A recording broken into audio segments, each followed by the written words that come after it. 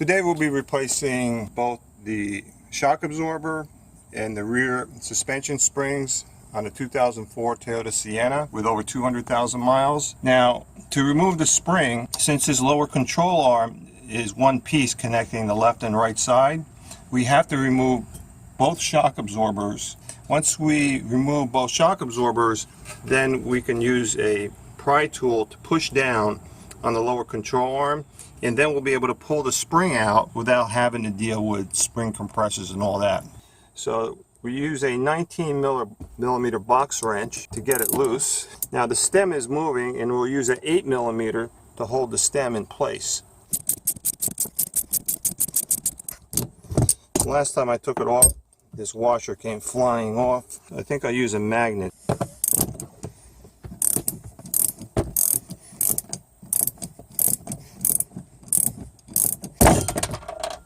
Like that. Last time this washer got stuck in here, so that's why I put a magnet right here, so when it released I at least caught the washer. Now, we had already removed the shock absorber on the passenger side. We just removed this from the driver's side, and if you notice, the whole control arm is dropped, so there's virtually no tension on the spring. So all we have to do is just move the control arm down a little bit, and then we'll be able to pull the spring right out. But first we're going to remove the shock absorber. Remove the shock absorber mounting point from the bottom. That's it.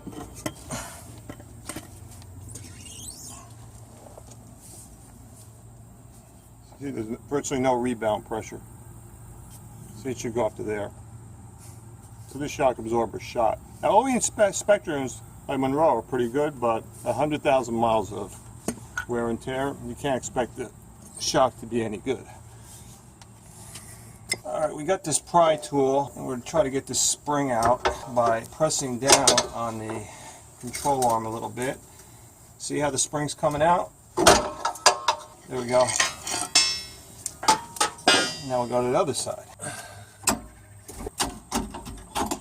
Okay, almost out. There we go. See how this is moving? Actually, we don't want to put any stress on this ABS line, so I think I'll detach it. Should go down a little bit more. Alright, now we're going to put the spring in. Okay, it's seated on top. Push this down. Turn this a little bit more.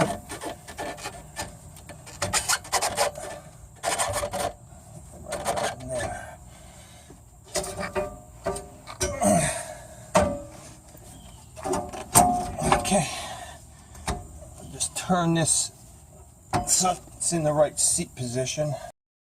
See, there's like a little groove. Alright, we're basically in.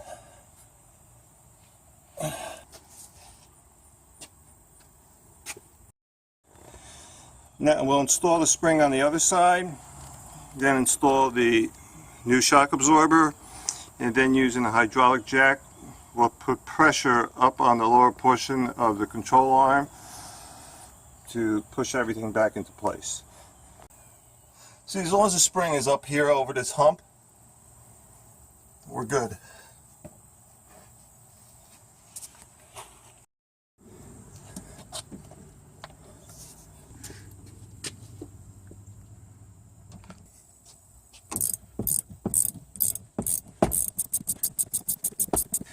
Now the shaft is starting to turn, so I have to get a hex socket to prevent it from turning.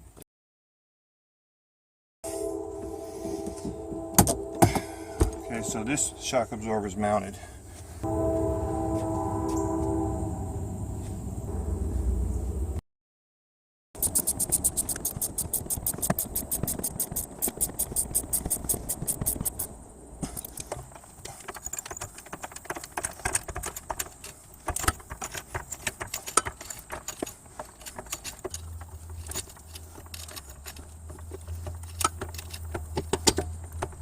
Okay, that takes care of that side.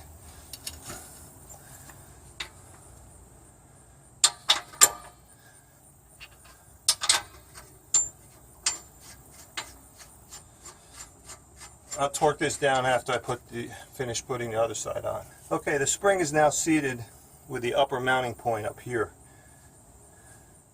Now I'm going to go to the other side.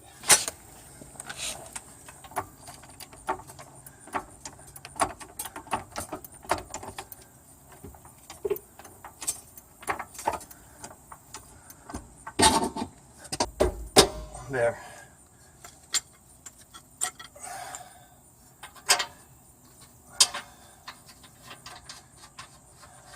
Now we'll just torque the nuts down.